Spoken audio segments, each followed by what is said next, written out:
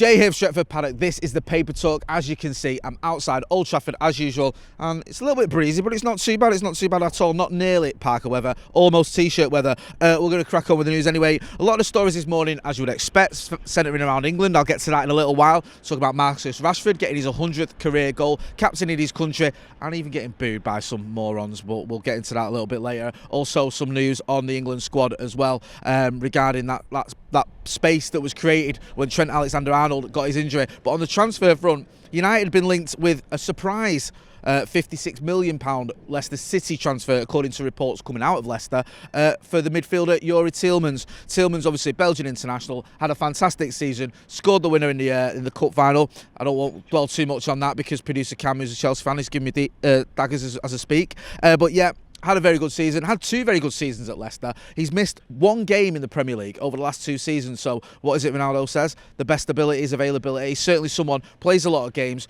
has had a successful spell, and is available for what would be a doable price, according to reports. Now, 56 million, maybe a little bit more than that, perhaps 60 million, is a lot of money, but it's not beyond the realms of possibility. The only question is, do United have it when we're going to go for Jadon Sancho, Kieran Trippier, which I'm going to get to later on as well, maybe one or two others as well. We've been linked with a couple of centre-backs, one of which could be Jules Koundé. So we'll have to wait and see what happens with this one. It is something that's just sort of developing. We could have had Tielemans. I think we could have had him a couple of years ago, I think for around 30 million. So it is annoying that, yeah, again, we seem to have dragged our heels and now paying a premium on a player we could have got a little bit earlier. It's almost like the Harry Maguire scenario, isn't it? People were saying we could have got him the season before. We did get him for around 60 million. We end up paying 80 million. But we'll wait and see. Tielemans, very good player. Is he a CDM? Is he an out-and-out CDM? I'm not so sure. I think he's a little bit more box-to-box. But we certainly need strengthening in the midfield. We ideally need someone who can sit in front of that defence. We know that McTominay and Fred have been doing that last season with varying degrees of success, shall we say. So Youri Tielemans is the latest name to be linked with the move to Old Trafford. It's a fairly new one. He's been sort of touted before, but there's nothing been that concrete. And like I said earlier, it is coming out of reports in Leicester. So there may be a little fire to that smoke. We'll have to wait and see. But I certainly would welcome a player of the calibre of Youri Tielemans to Manchester United. I think he's a very good player, very good midfielder, and just the type of player that we could do with. And as I said earlier, he's played a lot of football, played a lot of Premier League football, and done very well when he's done it. I mean, one of the players that we have been linked with as well is the other Leicester City midfielder, Wilfred Ndidi. A lot of fans seem to rate him. I know whenever we do these transfer talks or these transfer lives, people getting involved in the comments. Ndidi's a name that always pops up. Who knows? Could be Tielemans, could be Ndidi. I'd take either of them, to be honest with you. I think we desperately need strengthening in midfield. We'll have to wait and see what happens. Another player we've been heavily linked with, a lot more heavily than we've been linked with Youri Tielemans, is Kieran Trippier. Now, according to the latest reports, he's told England teammates he wants to join Manchester United, with the Red Devils hopeful of persuading Atletico to do business for as little as £15 million. Kieran Trippier, of course, had a very good season at Atletico Madrid, winning La Liga, left Spurs and just went on to bigger and better things. Could argue that a lot of people that leave Spurs do that. I'm not making that point, but it's a pretty valid one. Went to La Liga, won it, had a very good season. He is 30 years old, so 15 million quid does seem about right, because he's not like he's got, his whole career ahead of him. He's sort of coming towards the end of it. He's still got a few years left in him. There were reports earlier from The Athletic, I think earlier last week, that he was house hunting in the Northwest. He's from Bury, he's from this area, Greater Manchester. Some people just say Manchester, but Greater Manchester. So he knows the area. Apparently he is keen on a move to Manchester United, and Manchester United are keen on a move for him. And it looks like this deal could be done for a doable price. £15 million, isn't too expensive for a player that would give us a different option down the right-hand side. We know that Aaron Wan-Bissaka has had a very good season at right back. Defensively, he's sound. Going forward, there are question marks. There's not really many question marks about Kieran Trippier going forward, and it would be a different type of right back that would get there. We saw what the signing of Alex Telles did for Luke Shaw. Having someone to rotate, having someone who can sort of give you a little bit of competition for that place, maybe can help you as well. So maybe that's what Aaron Wan-Bissaka needs, because I think last season he played, was it 54 games, something like that? Played a lot of football anyway. So having someone who can rotate with him would be a massive help for him. No, Brandon Williams can play at right back. He hasn't really figured in Ole Gunnar Solskjaer's plans of late. Ethan Laird had a very good loan spell at MK Dons, but I don't expect him to come back into the Manchester United first team squad next season. I might be wrong, but I don't expect it. So Kieran Trippier, obviously an England international, away at the Euros or going to the Euros with England. He looks like a very solid option. Premier League experience, just won the Liga. Yeah, seems like a deal that can be done. And also, if you bring in a 30-year-old Kieran Trippier in a couple of years' time, when maybe it's time for him to move on, then Ethan Laird might be ready to sort of challenge Aaron Wan-Bissaka for that right-back spot. So we'll keep our eyes on that and keep you updated as and when that develops. The ongoing Jadon Sancho saga. I'll stop saying Jason Sanchez because everyone seems to comment about how the joke's wearing a little bit thin. So should we just put that one to bed now? Because it doesn't seem to be as popular as it once was. You know, we'll just start being all serious, shall we? Might as well be the BBC. Yeah, Jadon Sancho, apparently there's a sort of United are poised to save £26.5 million on Jadon Sancho after waiting a year for getting him. I mean, whoop-de-doo. We saved 26 million quid, you know, is that an extra dividend for the Glazers? Because we didn't get him last summer, we're going to get him this summer instead. You can look at that as a positive. I'll actually look at it as annoying because I think had we got him last season, that dalliance we had with the title challenge might have been an actual title challenge. That Europa League final we got to might have been an actual Europa League trophy, or maybe we'd have done bits in the Champions League. Maybe it would have won a domestic trophy. Who knows? But I'm not too sort of joyous about the fact that the Glazers may have saved themselves £26 million because I wanted him last summer. But anyway, can we get him this summer? Apparently now Manchester United have been told it'll cost £81 million, so that's a sort of shortfall of, was it £108 million, whatever it was, from last summer. Fabrizio Romano sent the internet into a frenzy on Saturday night. We went live from my kitchen when he said that basically Manchester United had opened negotiations with Jadon Sancho's agents, ready to offer him a 5-year deal, taking him up to 2026, and the club sort of were moving forward in that respect to make the deal happen.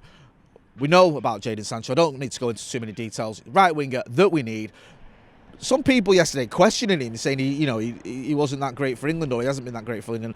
I mean, he's been fantastic for Dortmund, especially towards the end of the season. Had a bit of a shaky start to last season, but came good in the end. Helped them to get into the top 3. Helped them win the German Cup as well. I think he had something like, is it 15 goals or 10 assists, something like that. He just absolutely shone at the end of the season. He's only 21. He's got a lot of years left in him, and we know what he's capable of. So that's a deal I think we need to make happen. And I won't get too carried away with some of his performances for England because that doesn't tell you the full story.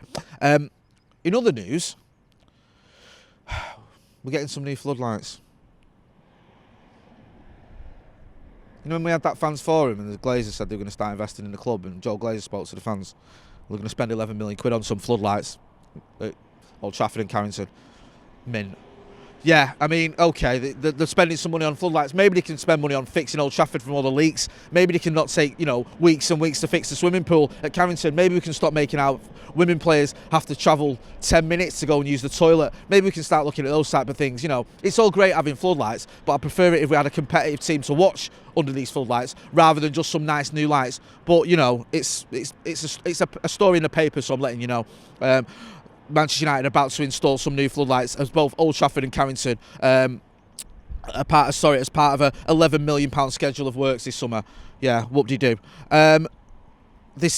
People saying here, or the reports, I think it's in the Daily Mail, Mike Keegan in the Mail, saying the move comes at a time when United's American owners have come under increased fire from fed-up supporters with lack of investment in the stadium and facilities, one of the many gripes. Okay, I've been one of those people that have complained about the state of this stadium. So yes, spending money on the stadium is a step in the right direction, but don't think you can just buy us off with £11 million worth of floodlights. It needs a lot more than just some new lights. Moving on, Marcus Rashford could miss the start of United's season after opting for surgery. This is a story doing the rounds over the weekend. I think it was in the Metro and a few other papers as well, that United are likely to be without Marcus Rashford for the opening weeks of the 21-22 season after he's decided to opt for surgery to clear up one, not all, but one of his long-term issues. It looks like he's going to have surgery on his foot. He also he could need an operation on his shoulder as well, so he could miss the start of the season.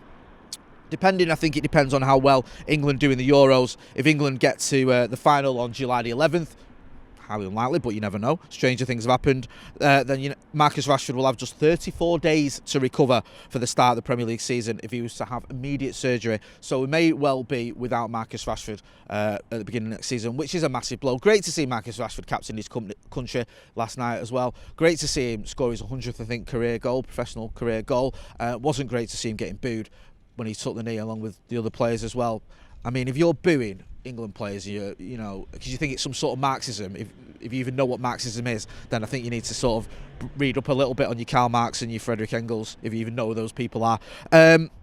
In other England news, it looks like Jesse Lingard isn't going to the Euros. There was hope that he would take that place vacated by Trent Alexander-Arnold, because England already have lots of right-back options. So there's a feeling that just because Trent Alexander-Arnold went out didn't mean you had to bring another right-back in. Jesse Lingard looked like someone who could be at the front of that queue. Obviously scored 9 goals for West Ham since February. Had a fantastic spell over at, I was going to say Upton Park, but they don't play there anymore, do they? London Stadium, whatever it's called. But no, Gareth Southgate has opted for Ben White, who's actually been linked with a move from Manchester United.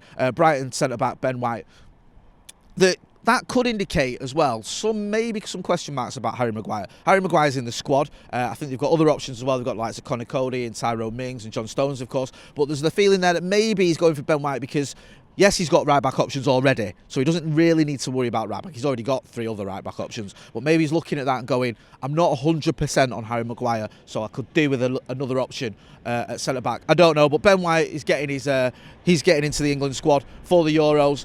Has been linked with United, not heavily linked with. I think he's one of those ones on our list. If he does end up playing in the Euros and plays well, and United do go for him, then obviously his value is going to increase, which sounds like a real Manchester United move, doesn't it? Anyway, I'm going to leave it there. That's most of that's all the main paper talk there from here at Old Trafford. Don't forget as well to hit like, share and subscribe. We will have all the transfer news this week. We're going to have lots of transfer lives every night. We're going to have the Paddock podcast as well later on today, so make sure you check that out. If you're not subscribing, hit that subscribe button, hit button even. Hit the notifications bell so you get all these notifications when we go live and give you all the transfer news, as we invariably always do. I've been Jay Motty. This has been the Paper Talk. Thanks for watching.